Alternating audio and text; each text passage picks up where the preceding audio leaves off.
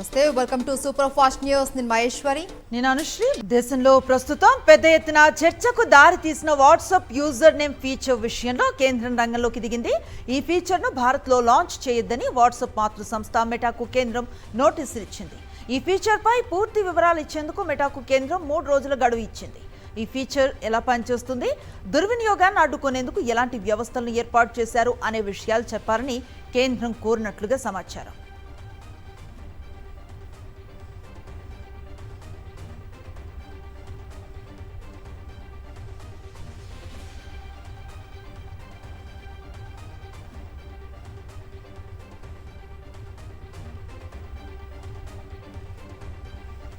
యూజర్ల వ్యక్తిగత గోప్యత వ్యవస్థను మరింత పటిష్టం చేసేందుకు యూజర్ నేమ్ ఫీచర్ను తెస్తున్నట్లుగా వాట్సాప్ మాతృ సంస్థ మెటా ఇటీవల ప్రకటించింది. ఈ ఫీచర్ అందుబాటులోకి వస్తే యూజర్లు కొత్త వారితో చాటింగ్ చేసే ఫోన్ నెంబర్లు పంచుకోవాల్సిన అవసరం ఉండదు. తమ అకౌంట్ యూజర్ ఐడి ఇస్తే సరిపోతుంది. అయితే భారత్ లాంటి దేశంలో ఈ ఫీచర్ కొత్త చెక్కులు తేవచ్చని ఆందోళన వ్యక్తం అవుతోంది. ఇది అనేక మోసాలకు దారితీసే అవకాశం ఉందని నిపుణులు ఆందోళన వ్యక్తం చేస్తున్నారు. మోసాలు జరిగిన సందర్భంలో నిందితులు ఎవరో తెలుసుకోవటం ఈ ఫీచర్లో మరింత కష్టంగా మారుతుందని అనుమానిస్తున్నారు. రంగారెడ్డి జిల్లా ఆదిబట్లలోని గౌరా ఏరోస్పేస్ టెక్నాలజీ కంపెనీలో షార్ట్ సర్క్యూట్తో ఒక్కసారిగా మంటలు చెలరేగాయి. ఘటన సమయంలో ఎవరూ లేకపోవడంతో ప్రమాదం తప్పింది. మిషన్ ప్రారంభించడంతో ఒక్కసారిగా మంటలు చెలరేగాయి. అగ్నిమాపక సిబ్బంది ఘటనా స్థలానికి చేరుకొని మంటలు ఆర్పుతూ ఉన్నారు. ప్రమాదానికి గల కారణాలపైన ఆరా తీస్తున్నారు పోలీసులు.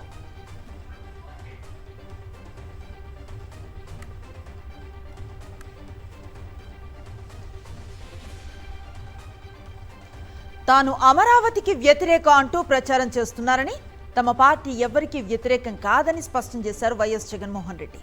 అమరావతిలో జరుగుతున్న అవినీతికి మాత్రమే తాను వ్యతిరేకం అన్నారు. అక్కడ ఉన్న రైతుల ఆవేదనను తాను చెప్తున్నానని తెలిపారు. Mavigan versus Amaravati. Yes, we would stand by it. We are for Mavigan. Everybody who is for Mavigan will vote for YSRCP. Everybody who is for Amaravati will vote for Chandrababu. We will stand by it. We will make it an election issue. For them, we'll put it up in the manifesto also. Mavigan, YSRCP. We will stand by it. Let's see how people will vote. మావిగన్ కు కట్టుబడి ఉన్నాము అని మరోసారి YS Jagan స్పష్టం చేశారు. మావిగన్ కు మద్దతిచ్చేవారు వైఎస్ఆర్సీపీకి ఓటేస్తారు అని, వచ్చే ఎన్నికల్లో మావిగన్ ను మేనిఫెస్టోలో చేరుస్తాము అని చెప్పారు.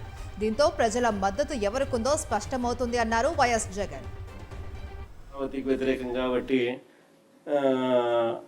అనేది ప్రొజెక్షన్ చేస్తారు తప్ప నేను వ్యతిరేకం కాదు. నేను రైతుల సింపథైజర్ని. రైతులకు అక్కడ జరుగుతూ ఉన్న అన్యాయాన్ని ఏదైతే జరుగుతూ ఉన్నాయో రైతులే చెప్తా ఉన్నారు. ఎందుకు అన్యాయం చేస్తూ ఉన్నామని చెప్పి రైతుల తరపున మనం అడుగుతూ ఉన్నాం, ప్రశ్నిస్తూ ఉన్నాం.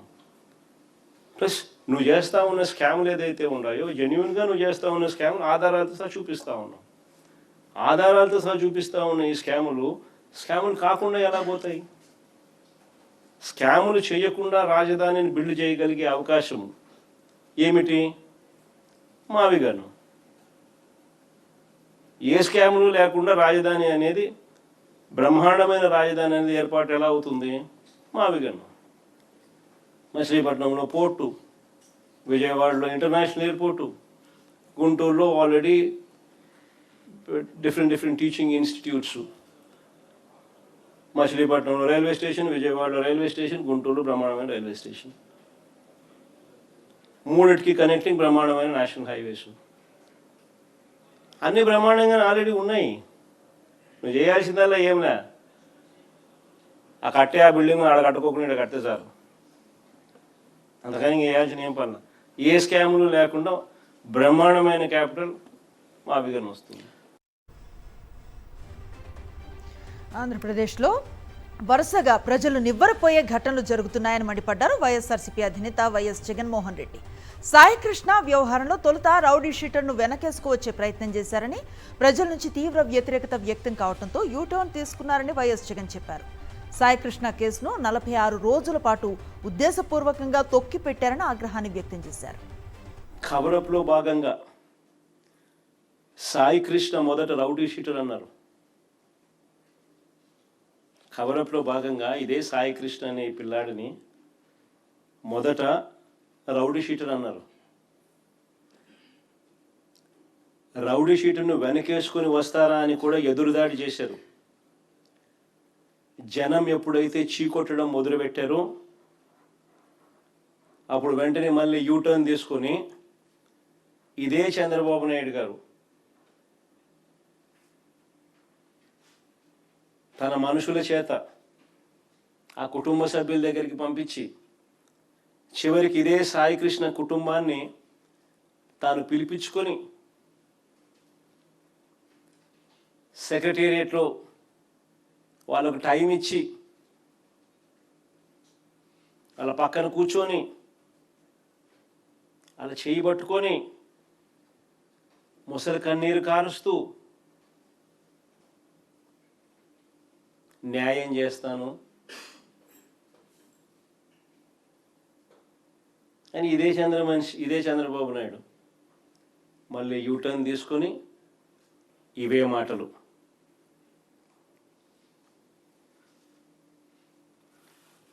అసలు ఏ రకంగా ఏకంగా 40 రోజుల పాటు ఇది బయటికి రాకుండా తొక్కిపెట్టిన ఈ కేసుపై యావత్ దేశమంతా కూడా దిగ్భ్రాంతికి గురైతే 40 రోజుల పాటు, ఇన్ఫ్యాక్ట్ మేము పోయి 40 కూడా కాదు, దాదాపు 46 రోజులు నేను పోయిన తర్వాతనే పోయిన 4 రోజులకి అరెస్టులు, 46 రోజులు దీన్ని కేసును తొక్కిపెట్టి ఈ కేసుపై యావత్ రాష్ట్రమే కాదు దేశమంతా కూడా దిగ్భ్రాంతికి గురైతే అసలు ఏం జరిగిందో, చట్ట ప్రకారం ఎంతమంది మీద, ఎంతమంది పెద్దల మీద ఎలాంటి చర్యలు తీసుకున్నారో చెప్పాల్సిన బాధ్యత ముఖ్యమంత్రి మీద లేదా అని అడుగుతా ఉన్నా. తన మరణానికి సిఐ నాగరాజే కారణమని దళిత యువకుడు క్రాంతి కుమార్ మరణ వాంగ్మూలం ఇచ్చాడు అని ఆ వీడియోలు సోషల్ మీడియాలో వైరల్ అవుతున్నప్పటికీ వాటికి విలువ లేదా అని వైఎస్ జగన్ ప్రశ్నించారు. క్రాంతి కుమార్ తల్లి ఇచ్చిన అర్జీ అలాగే సాయికృష్ణ తల్లి చేసిన ఫిర్యాదులకు విలువ లేదా అని నిలదీశారు. తాను బాధితుడి కుటుంబాన్ని పరామర్శించిన తర్వాతే నిందితుల్ని అరెస్టు చేశారు అని గుర్తు చేశారు. ఘటన దళిత యువకుడు క్రాంతి కుమార్ వీడియో. దళిత యువకుడు క్రాంతి కుమార్ మరణ వాంగ్మూలం ఇస్తూ సోషల్ మీడియాలో తాను మాట్లాడి ఆత్మహత్య చేసుకున్న వీడియో వైరల్ అవుతా ఉంది. అయినా తన చావుకు కారణం ఆ వీడియోలో తను మాట్లాడుతూ, క్రాంతి కుమార్ మాట్లాడుతూ, ఆ పిల్లాడు మాట్లాడుతూ తన చావుకు కారణం ఇదే పోలీస్ స్టేషన్, ఇదే సిఐ పేరు చెప్పి మరణ వాంగ్మూలం ఇస్తూ తను ఆత్మహత్య చేసుకుని ఆ వీడియో వైరల్ అవుతా ఉన్నా కూడా ఇదే సిపి పరిధిలోకే వస్తుంది. ఇదే సిపి పరిధిది ఏం చేస్తున్నాడు? ఏం చేయరు. డీజీపీ ఏం చేస్తా ఉన్నాడు? ఏం చేయడు. మరి క్రాంతి కుమార్ మరణ వాంగ్మూలానికి విలువ లేదా? మరి ఆ పిల్లాడి మరణ వాంగ్మూలానికి విలువ లేదా? మరి ఓ తల్లి పెట్టుకున్న అర్జీకి విలువ లేదా? తన కొడుకు కోసం సాయికృష్ణ తల్లి వేదన పడుతూ రోజు పోలీస్ స్టేషన్ చుట్టూ తిరుగుతూ అర్జీలు పెట్టుకున్న దానికి విలువ లేదు. ఓ యంగ్స్టర్ చనిపోతూ ఆత్మహత్య చేసుకుంటూ మరణ వాంగ్మూలం ఇచ్చి సోషల్ మీడియాలో వైరల్ అయినా కూడా ఆ మరణ వాంగ్మూలానికి విలువ లేదు. కూటమి ప్రభుత్వంలో అన్యాయానికి గురైన అన్ని వర్గాల ప్రజల తరఫున వైఎస్ఆర్సీపీ పోరాటం చేస్తుందన్నారు ఆ పార్టీ అధినేత వైఎస్ జగన్మోహన్ రెడ్డి. క్షేత్రస్థాయిలో బాధితులకు తమ పార్టీ నేతలు అండగా ఉంటున్నారని చెప్పారు. యుద్ధమే ఆ యుద్ధంలో వైఎస్ఆర్ కాంగ్రెస్ పార్టీ అన్ని రకాలుగా బాధిత వర్గాలకు తోడుగా అండగా నిలబడి వారి తరపున ఖచ్చితంగా పోరాటం చేస్తాం. ఆ మాదిరిగా ఖచ్చితంగానే ప్రతి జిల్లాలోనూ ప్రతి అడుగులోనూ ఎక్కడెక్కడ సమస్యలు ఉన్నాయో అక్కడక్కడ మా వాళ్ళందరూ పోతూ ఉన్నారు. సమయాన్ని బట్టి అవసరాన్ని బట్టి నేను కూడా ఆజిటేషన్స్లో పార్టిసిపేషన్ కూడా చేస్తాం. ఇది రొటీన్గా జరిగే కార్యక్రమం. ఎవరు వచ్చినా కానీ మంచిదేమ్మా. తాడేపల్లి వైఎస్ఆర్సీపీ కేంద్ర కార్యాలయంలో ఆ పార్టీ అధినేత వైఎస్ జగన్మోహన్ రెడ్డిని కర్నూలు జీజీహెచ్ పారిశుద్ధ్య కార్మికులు కలిశారు. ఎలాంటి ముందస్తు నోటీసులు ఇవ్వకుండా విధుల నుంచి తొలగించారు అంటూ ఆందోళన వ్యక్తం చేశారు. ఎన్నో ఏళ్లుగా పనిచేస్తూ ఉన్న కొత్త కాంట్రాక్టర్ రాగానే తమను విధుల నుంచి తొలగించారునంటూ ఆవేదన వ్యక్తం చేశారు. ఉన్న పలంగా విధుల నుంచి తొలగించడంతో రోడ్డున పడ్డామంటూ వైఎస్ జగన్ ఎదుట వాపోయారు. వైఎస్ఆర్సీపీ అండగా ఉంటుందని కార్మికులకు వైఎస్ జగన్ హామీ ఇచ్చారు. అవసరమైన న్యాయ పోరాటం చేద్దాము అంటూ భరోసానిచ్చారు. మాజీ మంత్రి వైఎస్ఆర్సీపీ సీనియర్ నేత ముద్రగడ పద్మనాభం ఆరోగ్యంపై ఆయన కుటుంబ సభ్యులు కీలక వివరాలను వెల్లడించారు. హైదరాబాద్లో సింధు ఆసుపత్రిలో చికిత్స పొందుతున్న ముద్రగడ ఆరోగ్యం నిలకడగా ఉందని, వైద్యులు ప్రత్యేక పర్యవేక్షణలో చికిత్సను అందిస్తున్నారని ఆయన కుమారుడు ముద్రగడ గిరి తెలిపారు. తన తండ్రి ఆరోగ్య పరిస్థితిని వైఎస్ఆర్సీపీ అధ్యక్షుడు వైఎస్ జగన్మోహన్ రెడ్డి ఎప్పటికప్పుడు తెలుసుకుంటూ వైద్యులతో పాటు ఆసుపత్రి యాజమాన్యంతోనూ మాట్లాడుతున్నారని ముద్రగడ గిరి చెప్పారు. నా తండ్రి గారు శ్రీ ముద్రగడ పద్మనాభం గారు అనారోగ్య సమస్య నుంచి నెమ్మదిగా కోలుకోవడం జరుగుతుందండి. జగన్మోహన్ రెడ్డి గారు నా తండ్రి అనారోగ్యం పడ్డ రోజు దగ్గర నుంచి ప్రతిరోజు కూడా ఎలా జరుగుతుంది, ఏం జరుగుతుందని ఏ రోజుకి ఆ రోజు విషయాలు తెలుసుకుంటూ ఇక్కడ డాక్టర్స్తో మాట్లాడుతూ ప్రతిరోజు ఎలా ఉంది ఏంటి అనేది పార్టీ పెద్దలు జగన్మోహన్ రెడ్డి గారు ఏ రోజుకి ఆ రోజు తెలుసుకుంటూ మా కుటుంబానికి అండగా నిలబడుతూ చేస్తున్న ఈ ప్రత్యేకమైన సాయం మేం కానీ మా కుటుంబ సభ్యులు కానీ ఇప్పటికీ మర్చిపోమండి. జగన్మోహన్ రెడ్డి గారికి మేము ఇప్పుడు రుణపడి ఉంటామని మనస్ఫూర్తిగా తెలియజేసుకుంటున్నానండి. దేశ అభివృద్ధికి యువత పాటుపడాలి అని పిలుపునిచ్చారు రాష్ట్రపతి ద్రౌపది ముర్ము. వికసిత్ భారత్ లక్ష్యాలను సాధించేందుకు ప్రతి ఒక్కరూ కృషి చేయాలి అన్నారు. అనంతపురం జిల్లాలోని ఏపీ సెంట్రల్ యూనివర్సిటీ స్నాతకోత్సవంలో రాష్ట్రపతి ద్రౌపది ముర్ము పాల్గొన్నారు. Dear students, you are going to begin your careers at a transformative juncture when India is moving confidently towards becoming a developed nation by 2047. This vision of Viksit Bharat can be realized only through the energy, talent and commitment of our youth. Each one of you is an architect of that future. Arundhati సినిమాలో పశుపతిని సమాధిలో బంధించినట్లుగా form హౌస్లో రాక్షసుణ్ణి బంధించానంటూ CM Revanth Reddy చేసిన వ్యాఖ్యలకు counter ఇచ్చారు BRS working president KTR. Baahubali సినిమాలో బల్లాల దేవుడికి పట్టిన గతే రేవంత్ రెడ్డికి పడుతుందని అన్నారు ఆయన.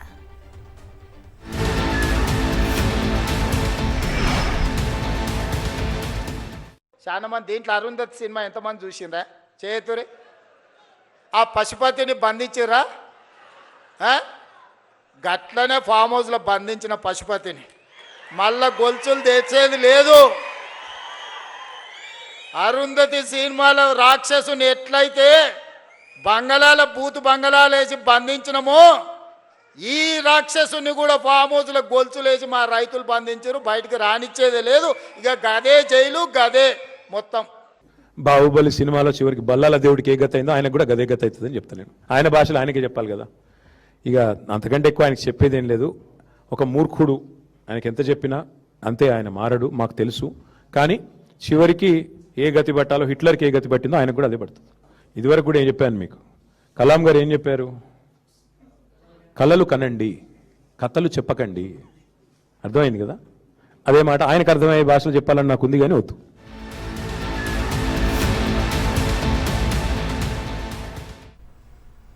ఏపీలో నిర్వహిస్తున్న ఎస్ఐఆర్ ప్రక్రియలో బూత్ లెవెల్ ఏజెంట్స్, ఓటర్లు ఎదుర్కొంటున్న సమస్యలపైన విజయవాడ కలెక్టరేట్లో వినతిపత్రం ఇచ్చారు వైఎస్ఆర్సీపీ నేతలు. సమస్యలు పరిష్కరించి ఎస్ఐఆర్ ప్రక్రియను వేగవంతం చేయాలి అని కోరారు. డిఆర్ఓ లక్ష్మీ నరసింహకు వినతిపత్రం ఇచ్చారు. ఎన్టీఆర్ జిల్లా అధ్యక్షులు దేవినేని అవినాష్, మాజీ మంత్రి వెల్లంపల్లి శ్రీనివాస్, మాజీ ఎమ్మెల్యే మల్లాది విష్ణు. పిఎల్ఓస్ని సక్రమంగా కూడా ఈ సర్ కార్యక్రమంలో భాగస్వామ్యం కాకుండా ప్రభుత్వం కుట్ర పన్నుతుంది. చంద్రబాబు నాయుడు గారికి చీకట్లో రాజకీయాలు చేయడం చాలా అలవాటు. అలాగే సర్ ప్రక్రియలో కూడా చీకట్లో తెలుగుదేశం పార్టీ నాయకుల ద్వారా కుట్ర జరుగుతుంది దీంట్లో అని చెప్పని ఈరోజు కలెక్టర్ గారికి కూడా మెమరాండం ఇవ్వడం జరిగింది. మరోసారి నోరు పారేసుకున్నారు జమ్మలమడుగు ఎమ్మెల్యే ఆదినారాయణ రెడ్డి. వైఎస్ఆర్సీపీ ఎమ్మెల్సీ రామసుబ్బారెడ్డిని చెప్పుతో కొడతానంటూ అసభ్యకర కామెంట్స్ చేశారు. కూటమి ప్రభుత్వం మరో 3 ఏళ్లు అధికారంలో ఉంటుందని, అప్పట్లోగా వైఎస్ఆర్సీపీ నేతలకు సినిమా చూపిస్తానని రెచ్చిపోయారు ఆదినారాయణ రెడ్డి. రామసుబ్బారెడ్డి అతి ఎక్కువైతే ఇంకా జరిగేది చెప్పుదే బలపడేది గ్యారంటీ. అది అతని గ్యారంటీ అయితే జరగదు. ఏం ఉత్తరా కొడుకుడు నేను ఓపెన్ చెప్తాను. ఏదో ఇద్దరు కొట్లాడుకుంటారు, నేను చూస్తా ఇచ్చిపెట్టారా అంట. ఎందుకంటే 2 సార్లు కొట్టుకోవడం మనం పట్టుకుంటే మాత్రం పుడుచు అంటారు. అట్టనే ఈ నా కొడుకులకి అంత సృష్టి. మాజీ ఎమ్మెల్యే తోపుదుర్తి ప్రకాష్ రెడ్డికి త్రుటిలో ప్రమాదం తప్పింది. రాంగ్ రూట్లో అత్యంత వేగంగా వచ్చి తోపుదుర్తి కారును ఢీకొట్టింది టిప్పర్. కళ్యాణదుర్గం టీడీపీ ఎమ్మెల్యే సురేంద్రబాబు సంస్థకు చెందిన టిప్పర్గా గుర్తించారు. సింగనమల నియోజకవర్గం సి బండమీదపల్లి వద్ద ఈ ఘటన జరిగింది. ప్రమాద ఘటనను ఎస్పీ దృష్టికి తీసుకెళ్లారు తోపుదుర్తి ప్రకాష్ రెడ్డి. తోపుదుర్తి ఫిర్యాదుతో ప్రమాదంపైన విచారణ చేపట్టారు పోలీసులు.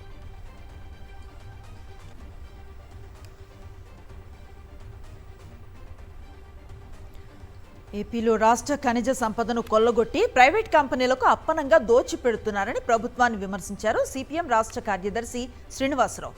బాక్సైట్ తవ్వకాల ప్రభుత్వం ఆధ్వర్యంలోనే జరగాలని డిమాండ్ చేశారు ఆయన. విలువైనటువంటి ఖనిజాలు రాష్ట్ర అభివృద్ధికి, రాష్ట్రంలో పరిశ్రమలు పెట్టడానికి అవసరమైన ఈ ఖనిజాన్ని అంతా కూడా పెద్ద కంపెనీలకి మొత్తం ఖనిజ వనరుల రాష్ట్రంలో ఉన్న ఖనిజ వనరుల యొక్క వెలికితీత కానీ, దాన్ని అమ్మకాలు కొనుగోలు కానీ అన్నీ కూడా ప్రభుత్వ సంస్థల ద్వారానే జరగాలి. ప్రభుత్వ సంస్థల ద్వారా జరిగితే ప్రభుత్వ ఆదాయం పెరుగుతుంది. ప్రభుత్వ ఆదాయం పెరిగితే అప్పులు చేయాల్సిన అవసరం ఉండదు. అప్పులు చేయకుండా ఉంటే ప్రజల మీద భారాలు వేయాల్సిన అవసరం ఉండదు. సంక్షేమ కార్యక్రమాలకు డబ్బు కొరత ఉండదు. వైఎస్ఆర్ జిల్లాలో జిందాల్ స్టీల్ ప్లాంట్ను సందర్శించేందుకు వెళ్తున్న వైఎస్ఆర్సీపీ నేతల బృందాన్ని జమ్మలమడుగులో పోలీసులు అడ్డుకున్నారు. దీంతో పోలీసుల వైఖరికి నిరసనగా వైఎస్ఆర్సీపీ నాయకులు నిరసన వ్యక్తం చేశారు. 2023 ఫిబ్రవరి 15నే జిందాల్ స్టీల్స్ కు అప్పటి సీఎం వైఎస్ జగన్మోహన్ రెడ్డి భూమి పూజ చేసి 3500 ఎకరాల భూ కేటాయింపుతో పాటు అన్ని వసతులు కల్పించారు. వైఎస్ఆర్సీపీ ప్రభుత్వ సహకారంతో జిందాల్ యాజమాన్యం పనులు కూడా ప్రారంభించింది. అయితే ఆ క్రెడిట్ను తన ఖాతాలో వేసుకునేందుకు చంద్రబాబు కుట్రకు తెరలేపారు. ఈ నెల 3న మళ్లీ భూమి పూజ చేసేందుకు సిద్ధమయ్యారు. దీన్ని బట్టబయలు చేసేందుకు వైఎస్ఆర్సీపీ నేతలు స్టీల్ ప్లాంట్ స్థలంలో పర్యటించేందుకు ర్యాలీగా వెళ్లగా పోలీసులు అడ్డుకున్నారు. ఈ గడ్డ మాది, ఈ భూమి మాది, ఈ నేల మాది. ఇక్కడ నీళ్లు తాగింది మేము, ఇక్కడ గాలి పీల్చింది మేము, ఇక్కడ సచ్చేది మేము, బతికేది మేము. మా భూమిలోకి నువ్వు వచ్చి ప్రారంభోత్సవం అని చెప్పి పూజ చేస్తా, మా భూమిలోకి మేము పోయేదానికి అనుమతి లేదంటే ఇది అన్యాయమా కాదా? అసలు ఉక్కు ఫ్యాక్టరీ నిర్మించాలన్న ఉక్కు సంకల్పం చేసిందే జగన్మోహన్ రెడ్డి. ఆయన ఇచ్చిన అనుమతులే, ఆయన పిలిచిన జిందాల్ కంపెనీ మళ్ళీ అదే దాన్ని పునర్నిర్మాణం అంటున్నారు. మేము స్వాగతిస్తున్నాము. పోవడానికి పోలీసులు అడ్డపెట్టినారు. ఏమి కారణం అంటే ఏమి కారణం లేదు, పోకూడదు మేము అంతే. సరే ఈ రోజు పోనీరు, 3వ తారీఖు వచ్చిపోతాం, 4వ తారీఖు పోమా, 5వ తారీఖు పోమా, మీరు ఏమైనా చెల్లేసుకొని ఉంటారా? ఇక్కడ ఉండేది మేము.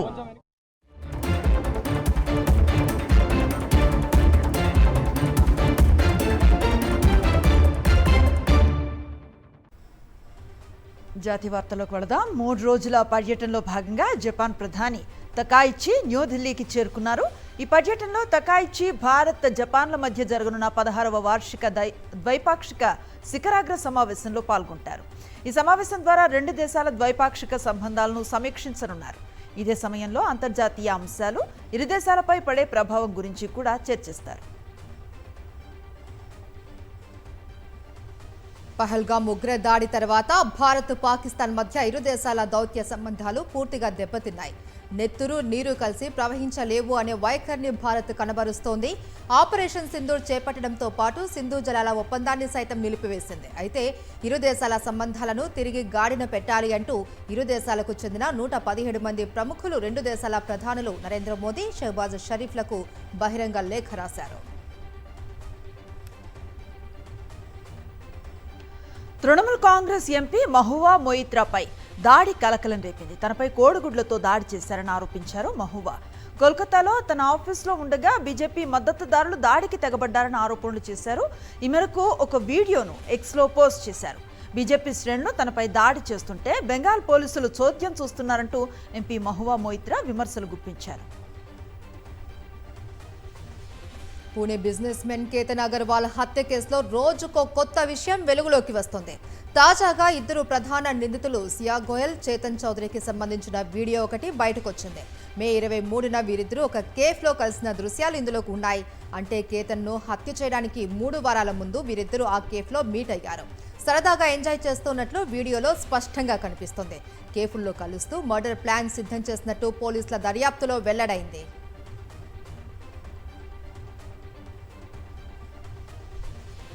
ఢిల్లీలోని జింఖానా క్లబ్ను ఖాళీ చేయాల్సిందే అని కేంద్రం మరోసారి స్పష్టం చేసింది.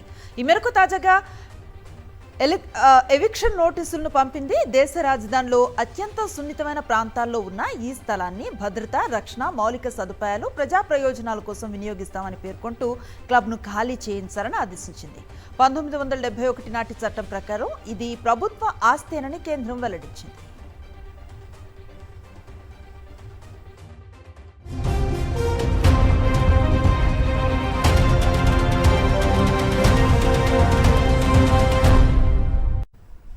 అంతర్జాతీయ వార్తలు చూద్దాం. పాకిస్తాన్లోని ఐఎస్ఐ స్థావరాలపై ఆఫ్ఘనిస్తాన్ డ్రోన్ దాడులు చేసింది. బలూచిస్తాన్లోని పిషన్ జిల్లా సరనాన్ వద్ద ఉన్న ఐసిస్ జాయింట్ సెంటర్ను, ఇతర ప్రాంతాలను లక్ష్యంగా చేసుకున్నట్లు వెల్లడించింది. తూర్పు ఆఫ్ఘన్లోని పలు ప్రాంతాలపైన సోమవారం పాక్ చేసిన దాడులకు ప్రతీకారంగా ఈ డ్రోన్ దాడులు చేపట్టినట్లు తెలిపింది. ఇందులో పలువురు ఇస్లామిక్ స్టేట్ గ్రూప్ సభ్యులు మరణించినట్లు పేర్కొంది. తమకు ముప్పుగా మారిన ఏ ఒక్క టార్గెట్ను వదిలిపెట్టబోమో అని ఆఫ్ఘన్ రక్షణ మంత్రిత్వ శాఖ వెల్లడించింది. వెన్జువెలా భూకంప విలయంలో 79 ఏళ్ల బామ్మ మృత్యుంజయునిగా నిలిచింది. కొన్ని రోజుల పాటు శిథిలాల కింద నలిగిన 79 ఏళ్ల వయస్సున్న వృద్ధురాల్ని భారత సైన్యం గుర్తించి సజీవంగా వెలికితీసింది. భవనం కూలిపోవటంతో ఆమె కాలు విరిగింది. ఆహారం, వైద్యం అందక తీవ్ర అనారోగ్యానికి గురైంది. కాపాడిన వెంటనే వైద్య బృందం అధునాతన వైద్య సాయాన్ని అందిస్తోంది. ఆపరేషన్ అమిస్తాద్లో భాగంగా వెన్జువెలాలో మానవతా సాయం అందిస్తున్న మన దేశ సైన్యం ఎక్స్ వేదికగా ఈ విషయాన్ని వెల్లడించింది.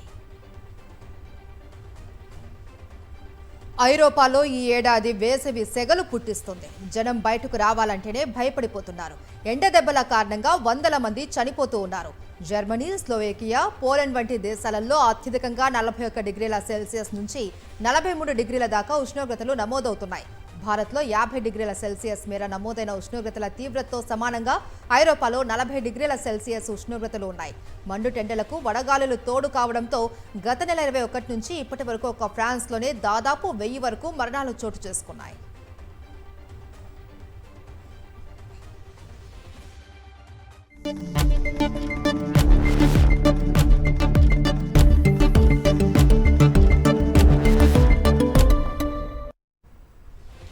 బిజినెస్ అప్డేట్స్ చూద్దాం. బంగారం ధరలు ఇవాళ స్వల్పంగా తగ్గాయి. 24 క్యారెట్ల గోల్డ్ గ్రాముకు 126 రూపాయలు, అలాగే 22 క్యారెట్ల బంగారం ధర 115 రూపాయలకు చొప్పున తగ్గాయి. హైదరాబాద్లో 24 క్యారెట్ల బంగారం 10 గ్రాముల ధర 1,40,078 రూపాయలు.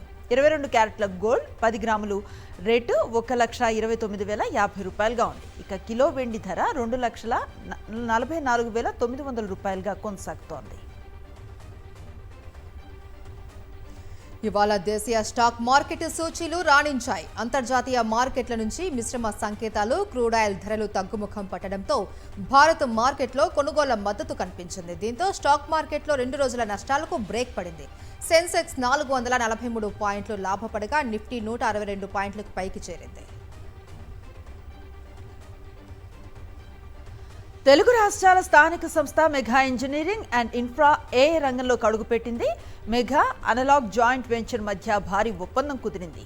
Mega managing director PV Krishna Reddy, ప్రముఖ టెక్ నిపుణుడు, Analog A founder CEO Alex Kipman ఎంఓయూపై సంతకాలు చేశారు. రాబోయే 5 ఏళ్లలో $500 మిలియన్ పెట్టుబడి పెడతామని మెగా ఎండీ కృష్ణారెడ్డి తెలిపారు. మెగాలో అన్ని వ్యవస్థల్లో ఫిజికల్ ఇంటెలిజెన్స్ అవసరం ఉంటుందని, తాము నడిపే ఈవీ బస్సుల్లో ఏఐ టెక్నాలజీని వాడతామని వెల్లడించారు. త్వరలోనే బ్యాటరీ తయారీ, ప్యాసింజర్ కార్ మ్యానుఫ్యాక్చరింగ్లో కూడా ఉపయోగించనున్నట్లుగా కృష్ణారెడ్డి తెలిపారు.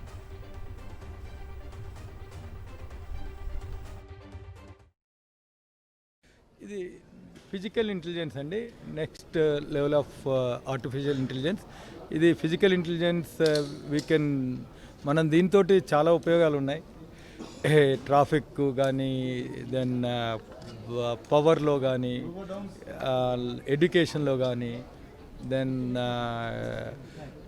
ప్లస్ అదర్ ఇన్ఫ్రాస్ట్రక్చర్లో కానీ మనుషులకి పీపుల్కి కావాల్సినవన్నీ కూడా పీపుల్కి కావాల్సిన సపోర్టు రిపీటివ్గా మిస్టేక్స్ జరగకుండా ఆ ఏఐని ఎట్లా ఫిజికల్గా ఆలోచించి ఆటోమేటిక్గా ఇదే రియల్ టైంలో చేస్తూ ఉంటాం.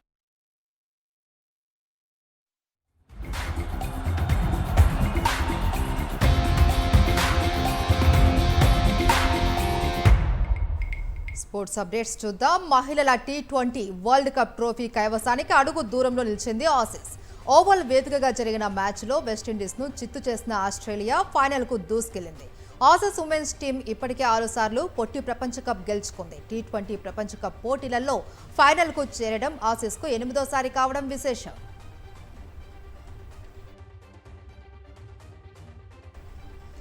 ఇవి సూపర్ ఫాస్ట్ న్యూస్ డీటెయిల్స్. మరిన్ని అప్డేట్స్ కోసం ఛానల్ను సబ్స్క్రైబ్ చేయండి. నోటిఫికేషన్స్ కోసం బెల్ ఐకాన్ పై క్లిక్ చేయండి.